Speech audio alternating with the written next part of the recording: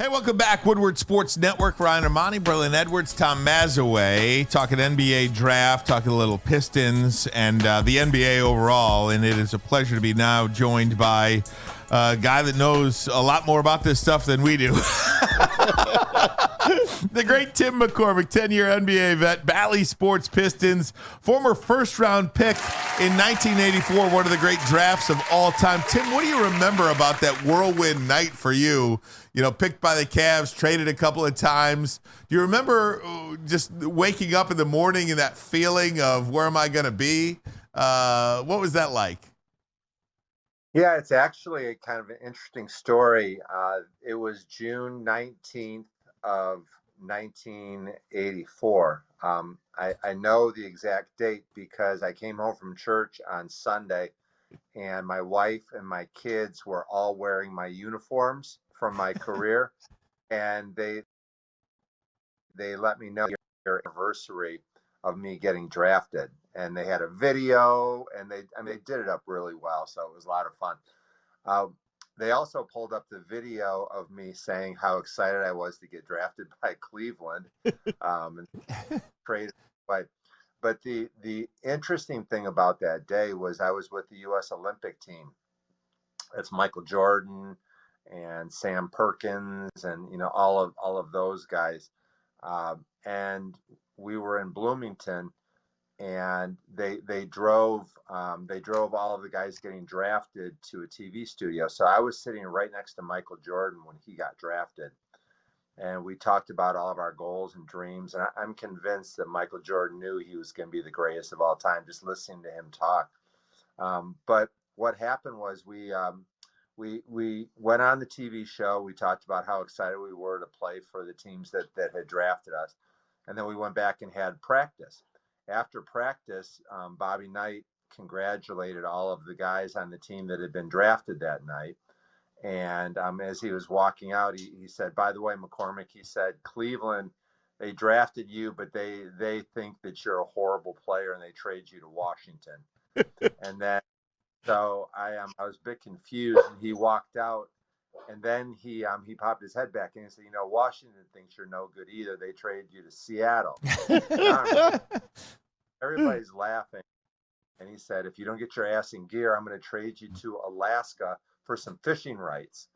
So that's great. I had no idea what was going on. It was kind of an interesting way to realize a dream. And it really was a good indoctrination because I got traded a lot during my career. So it was probably the right way for me to enter. Hey, Tim, always good to talk to you. Always good to have you on the show. Go Blue, as always. We're making so much about this draft in terms of talking about what it's not, talking about there's not talent in this draft. This isn't a good draft. This is a tradition. This is a horrible draft, if you will. As someone that knows the talent in this draft, as someone that's done some homework on this draft, what is this draft really? Because I refuse to believe that it's a horrible draft. I refuse to talk about these young men like they're not good players. It just may not be one of the best drafts. But what is this draft? Where there's some hidden gems at? Tim McCormick, you're on the clock. Horrible draft. No. Come on, Tim. Lots of guys here that have the potential to have outstanding careers. I look at it like there's no lock at the top. I have no idea who's going to be number one. I've seen 3 or 4 different names. I know back in February I did a preview of the 3 guys that I like best in the draft for Bally Sports before the Pistons game. And I picked Alex Sarr, who a lot of people think is the best big man. Zachary Risacher from France. I don't want another guy from France on the Pistons, okay? No more. Yes. Understood. Yeah, and then also... He just got cut, by the way.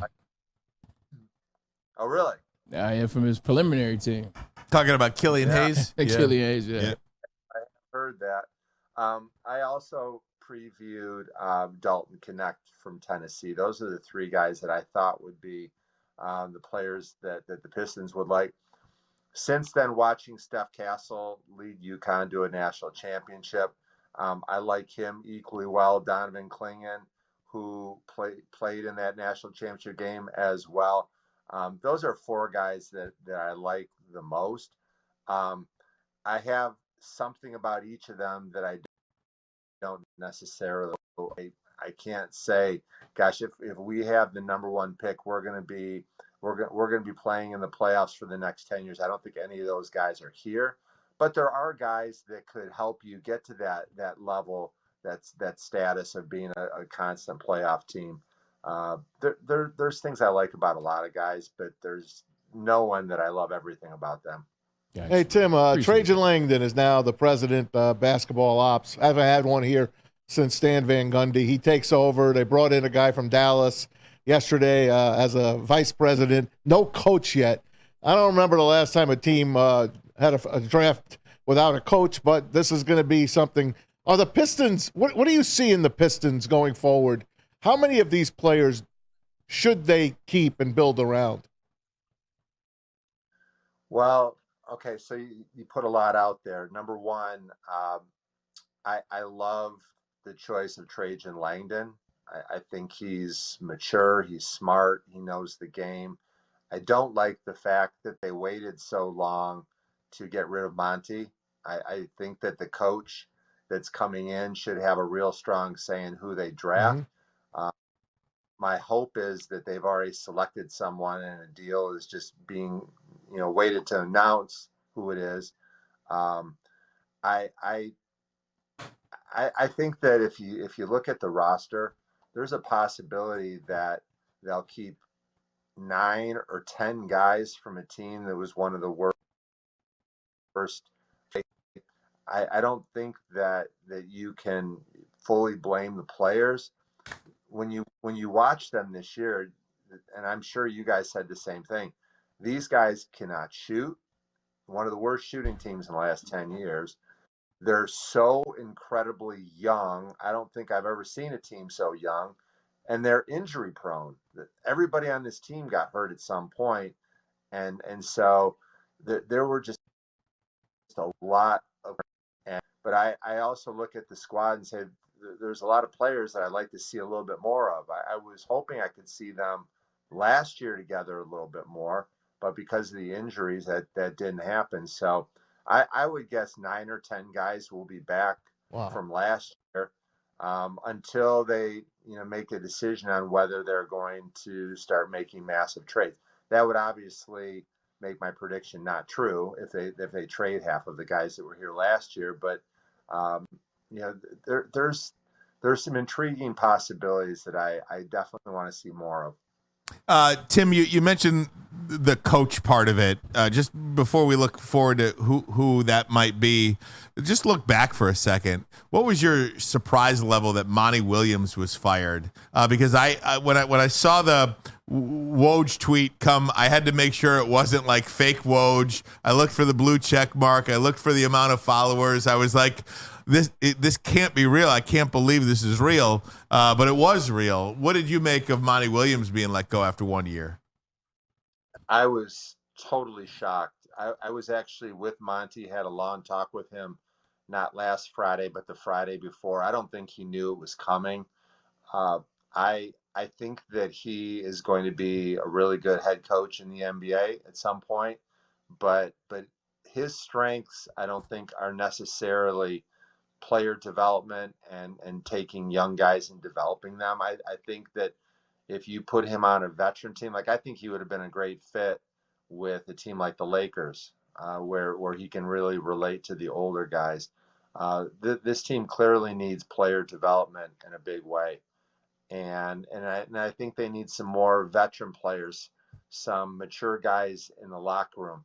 And to back that up, Dalton Connect is 23. He's an older player when you compare him to all these 20-year-olds that are out there. I don't think it's bad that he's a little bit older, because I want some guys that are mature, that have some experience, and I think he'd be a great addition. Hey, Tim, I hear the words development, player development, and in my own brain, that is code word for this thing is so many years away. I just we went through teams in the Eastern Conference and like looked at rosters and age, and I think to myself how long it will take before the Pistons are better than Boston, New York, Milwaukee, Cleveland, Orlando, Indiana, Philadelphia, Miami, and I kind of want to put Atlanta in there too. There's 10 teams just in the Eastern Conference alone where you look at their rosters, they're young players, they're good players, they're in many cases playoff tested. It just feels like this thing is insurmountable. You could have also mentioned Washington and Charlotte. Yeah, I know. I didn't want to get greedy, but you could mention Washington and greedy. And to be honest with you, I don't feel like Toronto is going to be down for very long. No, it's going to be a long journey. I would guess that if you were going to say, when will the Pistons make the playoffs? I would guess 4 years, 3 years if everything just happens to fall in place. And we haven't had a playoff victory in 15 years. We have the worst record in the NBA over the last 10 years. And I think Cade's got a lot to offer. I think Jaden Ivey is going to take a step up this year. I mean, you can go through and talk about Asar Thompson and how you like him on the defense. You can say all of that, but they're still younger than the teams that are ahead of them in the playoffs. Cleveland's going to get better. Indiana, I love their potential. Giannis isn't going anywhere for the next 5 years. The Knicks just made a blockbuster move. Maybe you could add the Brooklyn Nets to that list of Pistons and Wizards and Hornets, because they gave up a lot today in that trade, and they're not gonna get a return anytime soon. So the Pistons are one of 4 teams in the East that's really going to struggle to get to that next step, which I guess would be the play-in game. Hey, Tim, this is KG in the sound booth, and I personally want the Pistons to trade this pick because, one, this team doesn't need to get any younger, and 2, I don't think there's a lot of players in this draft that can come in and help this team in the immediate future. But do you think there's even a market for this 5th pick? Because when you look at the Pistons timeline, they fired Troy a month before the draft. They fired Monty 2 weeks or a week before the draft. Do you think there's a market for the 5th pick at all? I do, because there's always somebody that's going to fall in love with a Cody Williams out of Colorado as an example. They're going to say, he is the key. He's the one piece we're missing. Yeah, I think that there's a lot of marketability for number 5.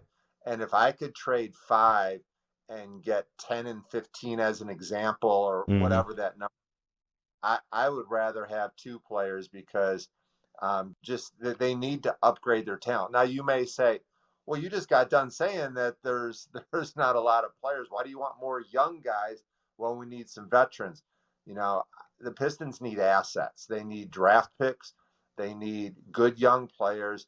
And then they've got to use their salary cap money, which is what, $55 million, to be able to bring in a guy that can offer the young me. I've been there. I know what we're doing here. They need guys like that too. Hey, Tim, how far are the Pistons away from being an expansion team? No, I can't go there. I can't go there. But let's imagine for a second if there's an expansion team in Seattle or Las Vegas. What they would probably do is let them take one player from every team, like below. You could protect 5 or 6 guys. No, the Pistons roster has many more assets than you would get in that scenario. But it's a good thought. I think that'd be a lot of fun to try to figure out. Who you'd protect and who an expansion team would take. The last time that happened to them, they lost Rick Mahorn, if you remember, back when. Minnesota Timberwolves, that draft. Yeah, right. Hey, Tim, I wanted to ask you about 2 guys that we saw in the national championship game. 2 guys that I'm curious to see how they project in the NBA. Donovan Klingman from UConn and Zach Edey from Purdue. How do you see those 2 at the next level? Well, Klingman is so much more athletic and long, 7'3", but he carries that 270, 280 pounds. He carries it very well, can really move. He was at the top 100 camp with me 2 years ago, and I love his mindset. I love his approach.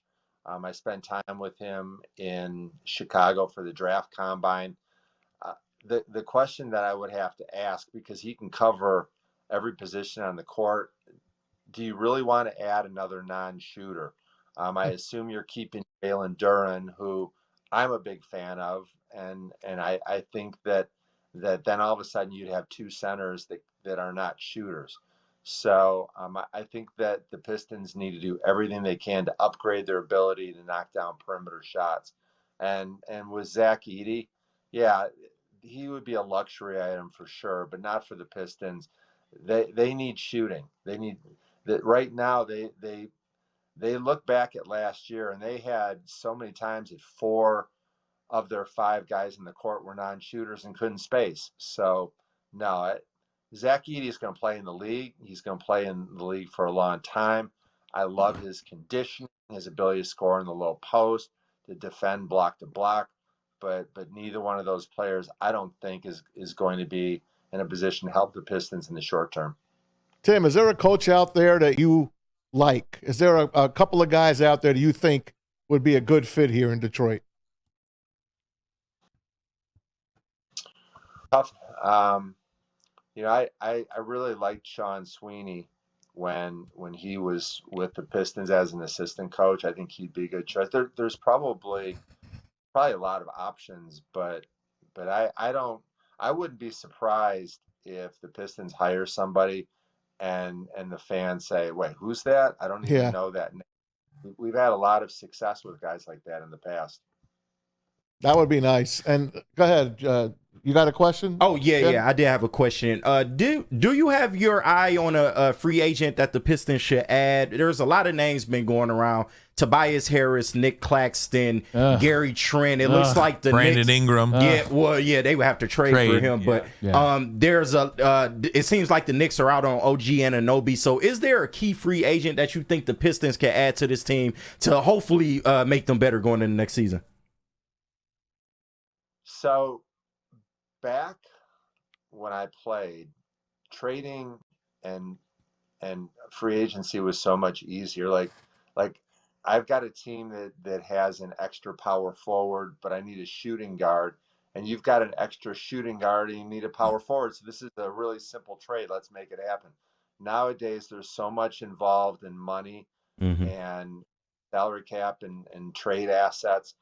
I think that when I heard about Tobias Harris or Jeremy Grant, my initial response was, haven't we already done that? Like that, do we really want to go back in time to make a trade like that? Like, it's not going to help the Pistons by the time they want to get to the playoffs. But I'm starting to feel like the asset that the Pistons really need to acquire are draft picks.